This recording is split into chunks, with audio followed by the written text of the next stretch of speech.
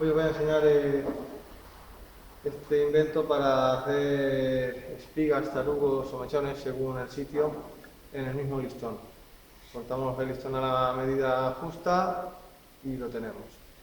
Queda mucho más fuerte y podemos hacerlo del diámetro que queramos nosotros y con el agujero de la boca que tengamos. Simplemente es inclinarlo para que la fresa coma más material o menos. Los tubos tendrían que ser más altos y algún material que fuese un poco más delizante, plástico, nylon o algo así. Y posiblemente hubiese que vaciar un poco el material para que la fresa no tenga que comer tanto, porque esta fresa no es muy allá. Pero así podemos armarlo con la medida que queramos sin